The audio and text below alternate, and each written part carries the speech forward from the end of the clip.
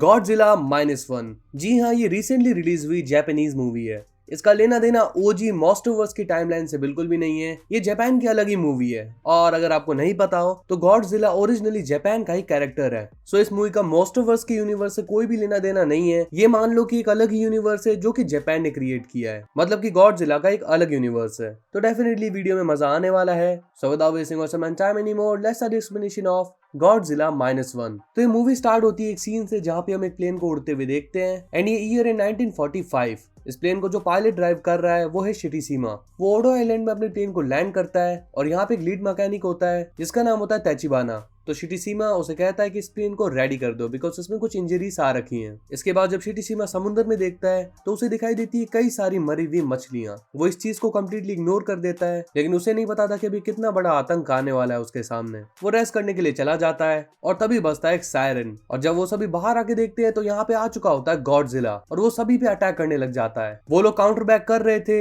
लेकिन वो गॉडजिला का कुछ भी नहीं बिगाड़ पाते। तो तैचिबाना उन्हें बताता है कि हमारी 13mm गन की गोलियां इसे मार सकती है और वो एक काम सौंपता है शिटीसीमा को। शिटीसीमा गन लेके तो चला जाता है लेकिन डर के मारे उससे गोलियां ही नहीं चलती। अब बाकी के सोल्जर्स अपने छोटे मोटे हथियारों से उस पर अटैक कर रहे होते हैं और गॉडजिला गुस्से में आके सभी को 1 बाय 1 खत्म कर देता है। सुबह हो जाती है और यहाँ पे शिटीसीमा देखता है अपने सभी साथियों को मरे हुए। यहाँ पे तैचिबाना भी जिंदा होता है और वो शिटीसीमा पे काफी गुस्सा होता है। वो कहता है कि तुम्हारी वजह से ये सभी मारे गए। अगर तुम गोली चला के उसे मार देते तो डेफिनेटली हम सभी बच जाते। इसका पूरा का पूरा दोष वो डाल देता है शिटीसीमा पे, जो कि ऑफकोर्स है भी। वेल, शिटीसीमा आता है अपने घर पे टोक्यो। जब वो यहाँ पे आके देखता है तो उसे पता चलता है कि यहाँ पे तो हर चीज तहस नहस हो रखी है। वेल, ये टाइम है वर्ल्ड वॉर 2 के बाद का और इस टाइम पे काफी ज्यादा डिस्ट्रक्शन फैल रखी थी और जापान की तो बहुत ही बुरी हालत थी। यहाँ पे उसे मिलती है आसुमी। आसुमी कहती है कि तुम जिंदा बच गए, यही रीजन है कि मेरा बेटा जिंदा नहीं बचा। अब शिटीसीमा उससे पूछता है कि क्या मेरे मॉम डैड जिंदा हैं? तो वो बताती है कि यहाँ पे कोई भी जिंदा नहीं बचा, बस इक्का दुक्का लोग तुम्हें दिख जाएंगे जो कि जिंदा हो और साथ ही सारे के सारे घर तो वैसे भी डिस्ट्रॉय हो रखे हैं। तभी शिटीसीमा मार्केट में जाता है और यहाँ पे एक लड़की भाग रही होती है कुछ लोगों से बचते हुए। उसके हाथ में एक बच्ची होती है और वो उस बच्ची को शिटीसीमा को पकड़ा के यहाँ से निकल जाती है। शिटीसीमा जब उसका पीछा करते हुए जाता है तो वो लेडी उसे मिलती है और वो लड़की अपना नाम बताती है जो कि होता है नूरी। और साथ ही वो जो बच्ची होती है उसका नाम होता है आकिको। वो बताती है कि ये बच्ची मेरी नहीं है, ये मुझे मिली थी और इसका कोई नहीं है। तो एक तरीके से नूरी इसे पाल रही है जबकि इसकी बच्ची भी नहीं है। अब वो आकिको को नूरी को पकड़ा देता है और यहाँ से निकल रहा होता है, लेकिन नूरी उससे कहती है कि देखो ये बिल्कुल अच्छी चीज नहीं है कि तुम हमें ऐसे ही छोड़ के जा रहे हो, तुम्हें हमारी हेल्प करनी चाहिए। तो वो उसे अपने घर पे लेके आ जाता है और यहाँ पे नूरी उसे सारी चीजें बताती है। वो कहती है कि आकिको की मॉम मरते हुए इसे मुझे सौंप गई थी तो मैं ही इसे पाल रही हूँ। तो यहाँ पे शिटीसीमा नूरी की तारीफ करते हुए कहता है कि तुम सच में बहुत ही अच्छी हो। अगले दिन वो काम की तलाश में निकल जाता है और यहाँ पे आसुमी उसे रोकती है। वो उससे पूछती है कि आखिर वो लड़की और वो बच्ची कौन है। तो यहाँ पे वो कहता है कि वो लोग लाचार हैं, उनके पास रहने की कोई जगह नहीं है, तो मैं उन्हें अपने घर में रख रहा हूँ। आसुमी पूछती है कि उस लड़की के डैड कहाँ पे हैं। तो कहता है कि वो लड़की नूरी की है ही नहीं और उसकी बच्ची ना होते हुए वो उसे पाल रही है। अब ऐसे ही साथ में रहते रहते 1 साल बीत जाता है और यहाँ पे फाइनली शिटीसीमा को एक जॉब मिलती है। गवर्नमेंट की तरफ से उसे एक काम मिला होता है जहाँ पे उसे माइंड बॉम्ब्स को निकालना होता है। यानी कि जो बॉम्ब्स वर्ल्ड वॉर 2 में जापान और अमेरिका ने पानी के अंदर लगाए थे उन सभी को निकालने का काम उसे मिला है, जो कि डेफिनेटली काफी ज्यादा रिस्की है, लेकिन इसके बदले उसे अच्छे पैसे मिलने वाले हैं, जो कि नूरी और आकिको के फ्यूचर के लिए भी काफी अच्छा है। नूरी उसे रोकने की पूरी ट्राई करती है लेकिन शिटीसीमा उसकी बात नहीं मानता। जब वो काम पे जाता है तो उसे पता चलता है कि उसे काफी एवरेज बोट मिली है और साथ ही हथियार भी कुछ ज्यादा काम के नहीं है, तो इतना रिस्की काम वो इस हाल में करने वाले हैं। यहाँ पे उसे डॉक्टर केंजी भी मिलते हैं। अब डॉक्टर केंजी उसे सारी की सारी चीजें समझा देता है कि ये बोट किस तरीके से काम करेगी और इसके बाद वो निकल जाते हैं माइंड बॉम्ब्स को ब्लास्ट करने के लिए। एक बॉम्ब उन्हें दिखता है और उन लोगों से सही निशाना नहीं लग रहा होता, तो शिटीसीमा अपने हाथ में कंट्रोल लेता है और बिल्कुल सटीक निशाना लगा के उस बॉम्ब को ब्लास्ट कर देता है। ये देखकर डॉक्टर केंजी भी काफी ज्यादा खुश होता है। इसके बाद हम देखते हैं कि शिटीसीमा को एक सपना आता है जिसमें वो देखता है अपने सभी साथियों को मरते हुए गॉडजिला के हाथों। वो डर के मारे उठता है और नूरी को बताता है कि मेरे को ऐसे सपने आते रहते हैं, अच्छा रहेगा अगर मैं ये चीजें जल्दी भूल जाऊं। इसके बाद हमें पता चलता है कि बिगनी एटन आइलैंड पे एक ब्लास्ट हुआ होता है जो कि एक न्यूक्लियर ब्लास्ट होता है और ये अमेरिका ने करवाया होता है। फिर हम देखते हैं कि शिटीसीमा अपने सभी दोस्तों को अपने घर पे लाया होता है और यहाँ पे वो सभी खाना खाते हैं और यहाँ पे नूरी की तारीफ करते हुए बोलते हैं कि भाभी जी खाना तो काफी अच्छा बनाती हैं। और नूरी उसे बताती है कि मैं शिटीसीमा की वाइफ नहीं हूँ। फिर शिटीसीमा उन्हें सारी चीजें एक्सप्लेन करता है कि नूरी कैसे उसे मिली, साथ ही आकिको कैसे नूरी को मिली। तो यहाँ पे वो सभी कहते हैं कि तुम्हें शादी कर लेनी चाहिए। अगले दिन नूरी शिटीसीमा को बताती है कि उसे गिंजा में एक जॉब मिली है, जो करने के लिए डेफिनेटली वो काफी ज्यादा एक्साइटेड है और साथ ही उसने आसुमी से बात भी कर ली है। वो आकिको को संभालने के लिए बिल्कुल रेडी है। तो शिरीशिमा भी इस बात के लिए मान जाता है। इसके बारे में पता चलता है कि गॉडजिला का आकार काफी बड़ा हो चुका है और वो अमेरिका से अब जापान की तरफ आ चुका है। फिर जब शिरीशिमा अपने काम पे होता है तो उन्हें काफी सारी मछलियां मरी हुई मिलती है अपने आसपास, और यहाँ पे शिरीशिमा समझ जाता है कि ये किस चीज का संकेत है। ऑडो आइलैंड में बिल्कुल ऐसे ही उसके साथ हुआ था, तो वो उन सभी को कहता है कि हमें जल्दी यहाँ से निकलना चाहिए। तभी गॉडजिला पानी से बाहर निकलता है और उन पे अटैक करने लगता है। वो लोग गॉडजिला पे एक बम ब्लास्ट करते हैं, लेकिन गॉडजिला के ऊपर इसका कोई असर ही नहीं होता। वो एक और बम फेंकते हैं तो वो बम ब्लास्ट ही नहीं होता। इसलिए शिरीशिमा कंट्रोल अपने हाथ में लेता है और उस बम को गॉडजिला के मुंह के अंदर ही ब्लास्ट कर देता है, जिससे कि उसके मुंह के चीथड़े उड़ जाते हैं, लेकिन जल्दी वो अपने मुंह को रीजनरेट कर लेता है। इसका मतलब गॉडजिला को मारना काफी टफ है। अब गॉडजिला उन्हें मार ही देता, लेकिन तभी यहाँ पे आ जाती है जापानीज आर्मी। वो गॉडजिला का ध्यान भटकाती है और साथ ही गॉडजिला को गोलियां मार मार कर नीचे भेज देती है। तभी नीचे से एक अल्ट्रावेव निकलने लगती है और गॉडजिला उस पूरी शिप को तबाह कर देता है। शिरीशिमा ये सब कुछ देखकर बिल्कुल शॉक रह जाता है, लेकिन गॉडजिला उनकी बोट को तबाह करने से पहले ही निकल जाता है। अब शिरीशिमा वापस अपने घर पे आता है और नूरी को भी ये खबर मिल चुकी होती है। नूरी उससे काफी ज्यादा गुस्सा होती है और वो कहती है कि तुम इतने टाइम से हमें अपने पास रख रहे हो, लेकिन तुमने एक बार भी अपने मन की बात मुझसे करी नहीं है। गम को तुम जितना बांटोगे वो उतना ही कम होगा, एंड तुम मुझे कुछ नहीं बताते। इसका मतलब साफ है कि तुम हमें अपनी फैमिली का पार्ट मानते ही नहीं हो। तो यहाँ पे शिरीशिमा उसे सब कुछ बता देता है कि उसके साथ ओडो आइलैंड में क्या हुआ था। उसकी वजह से सारे के सारे लोग मारे गए और आज भी वो अपने साथियों की मौत का जिम्मेदार खुद ही को मानता है, जो कि ऑफ कोर्स वो है। लेकिन यहाँ पे नूरी उसे मोटिवेट करते हुए कहती है कि देखो, जो नियति में लिखा होता है वो होना ही होता है, तुम उसे टाल नहीं सकते। जिसे मरना है वो मर के रहेगा और जिसे बचना है वो बच के रहेगा। और ऑडो आइलैंड में शिरीशिमा जिंदा रह गया, तो इसका मतलब यही है कि शिरीशिमा का कोई ना कोई मकसद अधूरा है, जो कि शिरीशिमा को पूरा करना है।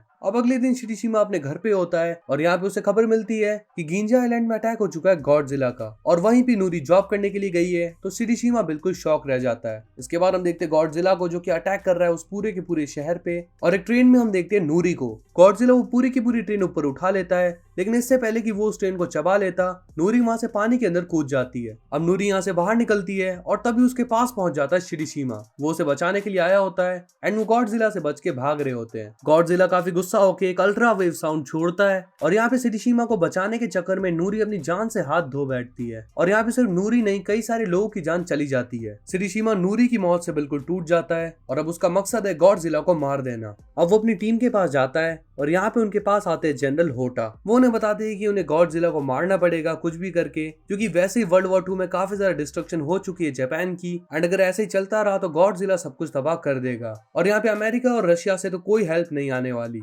उन्हें कुछ भी करके गॉडजिला को मारना ही पड़ेगा। अब यहाँ पे सभी सोल्जर्स कहते हैं कि देखो सर, हमने गॉडजिला को देख रखा है और हम उसे कैसे मारेंगे ये हमें समझ में नहीं आ रहा। तो वो कहता है कि इसमें हमारी हेल्प करेंगे डॉक्टर कैंजी। तो डॉक्टर कांजी उन सभी को समझाते हैं और बोलते हैं कि मैंने गॉडजिला के अटैक को अच्छी तरीके से नोटिस किया और वो खुद को रीजनरेट भी कर सकता है, तो मैंने उसे मारने के लिए एक प्लान तैयार किया है। और ये प्लान होता है कि वो गॉडजिला के शरीर में कई सारे गैस सिलेंडर लगा देंगे, जिसके प्रेशर से वो 1500 फीट नीचे चला जाएगा और इससे उसकी मौत हो जाएगी। तो यहाँ पे एक सोल्जर कहते हैं कि अगर इससे वो नहीं मरा तो डॉक्टर कैंजी कहते हैं कि इसके बाद काम आएगा हमारा प्लान बी। और प्लान भी होता है कि उन सिलेंडर में कई सारे बलून्स लगे होंगे जो कि फूल जाएंगे और इसके बाद वो फिर से 1500 फीट ऊपर आएगा, और इतने बड़े 2 झटकों के बाद उसका जिंदा रहना इम्पॉसिबल है। लेकिन अभी भी उनके मन में डाउट होता है कि क्या वो मरेगा भी या नहीं। तो डॉक्टर कैंजी यही कहते हैं कि देखो, कोई कंफर्मेशन नहीं है कि वो मरेगा या नहीं, लेकिन फिलहाल के लिए तो हमारे पास यही एक रास्ता है। तो यहाँ पे जनरल होटा भी उन्हें बताते हैं कि देखो, वैसे काफी सारा डिस्ट्रक्शन हो चुकी है, एंड अगर हमने गॉडजिला को रोकने की ट्राई भी नहीं की तो गॉडजिला पूरे जापान को निपटा देगा। वो सभी सोल्जर्स को मोटिवेट करते हैं और सभी उनकी बात मान लेते हैं।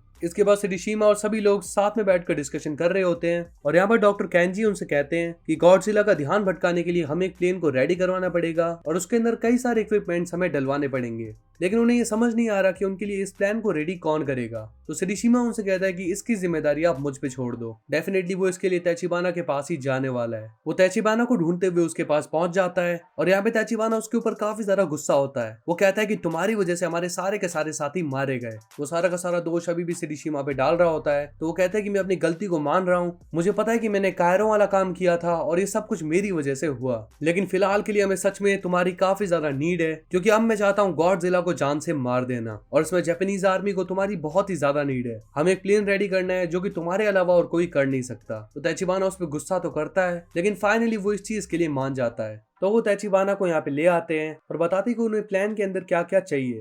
तचिबाना कहता है कि ठीक है, काम हो जाएगा। इसके बाद शिरिशिमा पहुंचता है अपने घर पे और यहाँ पे आसुमे के पास से वो आकिको को लेता है। आकिको ने उसके लिए एक ड्राइंग बनाई होती है और ये होती है आकिको, शिरिशिमा और नूरी की ड्राइंग। तो वो कहता है कि इस ड्राइंग में तुम उदास नजर आ रही हो। तो आकिको कहती है कि मुझे मॉम की बहुत याद आती है। इसके बाद वो रोने लग जाती है और शिरिशिमा भी यहाँ पे काफी इमोशनल हो जाता है। फिर शिरिशिमा उसे सुला देता है और एक लेटर उसके पास रख के यहाँ से निकल जाता है। वो प्लेन के अंदर बैठ जाता है और ताचिबाना उसे सब कुछ बताता है कि प्लेन कैसे वर्क करेगा, मतलब कि सारा का सारा सिस्टम उसे समझाता है। इसके बाद हम देखते हैं आकिको को, जिसकी आंख खुलती है और वो लेटर लेके आसुमे के पास आती है। आसुमे जब उस लेटर को खोल के देखती है तो यहाँ पे होते कई सारे पैसे और शिरिशिमा उसे दे के गया होता है ताकि वो खुद का और आकिको का ख्याल रख सके।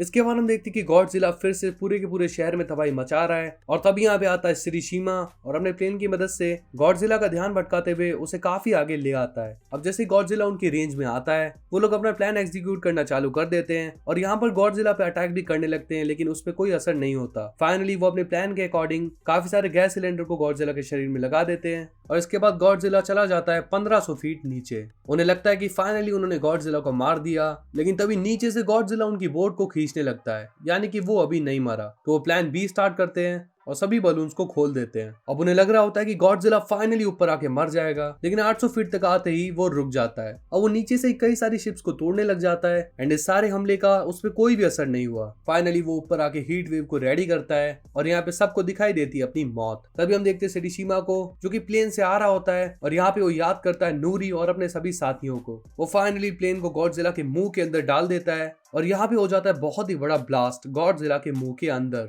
एंड इससे गॉडजिला मारा जाता है। लेकिन डॉक्टर कैंजी और सभी लोग बहुत ही ज्यादा दुखी होते हैं क्योंकि शिरिशिमा को अपनी जान गंवानी पड़ी। बट तभी उन्हें एक पैराशूट दिखता है और वो देखते कि शिरिशिमा तो अभी जिंदा है। तभी हमें दिखाया जाता है एक फ्लैशबैक जहाँ पे तचिबाना ने उसे सब कुछ समझाया था कि ये चीज कैसे काम करती है और साथ ही उसे पैराशूट के थ्रू निकल जाने के लिए कहा था क्योंकि आकिको के लिए उसे जिंदा रहना पड़ेगा। फाइनली उसकी जान बच जाती है और गॉडजिला का पूरा मुंह ब्लास्ट होके गॉडजिला नीचे चला जाता है। अब जब शिरिशिमा बाहर आता है तो वो ताचिबाना से मिलता है और यहाँ पे ताचिबाना उससे काफी ज्यादा खुश होता है। वो कहता है कि फाइनली तुमने कर दिखाया। तभी आसुमी आकिको को लेकर उसके पास आती है और साथ ही उसके पास होता है एक लेटर और फिर शिरिबाना इस लेटर को पढ़ता है और पहुंच जाता है हॉस्पिटल। एक्चुअली यहाँ पे नूरी जिंदा होती है और उसे देखकर शिरिबाना काफी ज्यादा खुश हो जाता है। नूरी पूछती कि क्या तुम्हारी वॉर खत्म हो गई, तो शिरिबाना कहता है कि हाँ फाइनली हमारी वॉर खत्म हो गई। इसके बाद हम मूवी के एंडिंग सीन में देखते हैं गॉडजिला को जो कि फिर से अपनी बॉडी को रीजनरेट कर रहा होता है और इसी के साथ मूवी फाइनली यहीं पे खत्म हो जाती है। अब डेफिनेटली पार्ट 2 तो आने वाला है एंड मेरे ख्याल से पार्ट 1 को भी अच्छा रिस्पांस मिल रहा है। फिलहाल के लिए आपको वीडियो कैसा लगा कमेंट करके हमें जरूर बताएं। अगर वीडियो पसंद आया तो प्लीज लाइक जरूर कर देना क्योंकि काफी ज्यादा मेहनत लगती है ऐसे वीडियोस बनाने में, और साथ ही चैनल पे नए हो तो सब्सक्राइब भी कर देना। अपने सभी फ्रेंड्स के साथ भी इस वीडियो को शेयर कर देना। So will see you in the next one. Till then peace up.